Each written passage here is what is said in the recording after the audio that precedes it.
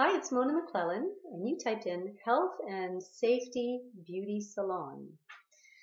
So I'm just guessing that you're curious about the health and safety in a beauty salon, whether you're going to work in one or maybe you're a client and you're worried about your own health and safety when you're in a beauty salon. These are all really great inquiries, and I'm going to give you my take on it from being in the hair industry for almost 3 decades.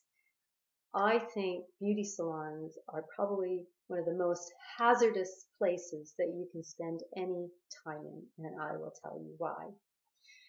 Unless the actual space has a fresh air exchange system, I would say spend as little time as possible as you can in there. And as a client, that's not too hard. You go in for your appointment, you're there for 45 minutes or 2 to 3 hours, and then you don't do it again for probably 6 weeks to 3 months.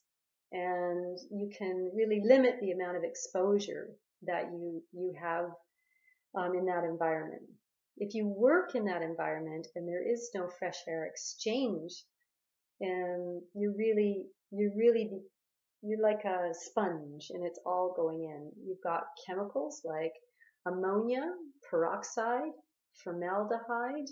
You've got all the dyes and the sprays and the shampoos, and it's not that it's just going into your lungs. It's when you're at the sink and you're rinsing these things out and you're not wearing gloves, you're mixing up bleach, it's going in through your skin as well, which is the largest organ of your body. And of course, once it goes in, it's going into your bloodstream. And then you've got this toxic soup, rolling around in your body, and you get used to it. I think I learned how to hold my breath.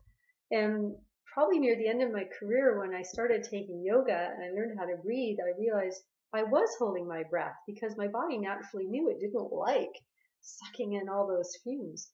Now, besides the chemicals, you've got hot irons, wave irons and curling irons and flat irons, and they're always plugged in. They can fall, if you've got a child there, it can fall on them. Sharp objects, scissors, razors, crochet hooks, some people still use those. What else have you got? Hot wax.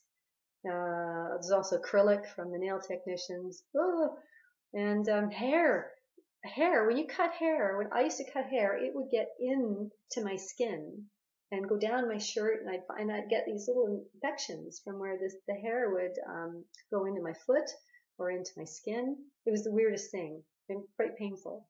So, you know what? I mean, maybe you're looking at this as a career, and if you are, I really caution you to look at alternatives, and obviously why.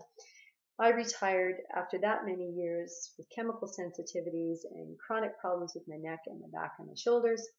And yes, I still had to figure out a way to serve. So I turned to the internet and I started working with a group of friends of mine. And what we're doing is very cool and fun. And if you're at all curious, I would just encourage you to go to my website, here'sanotherway.com, or click on the link below this video. And you're going to find out there a couple of things, exactly what we do and how it all works, and testimonials from folks that we've helped. And I hope you found this really helpful.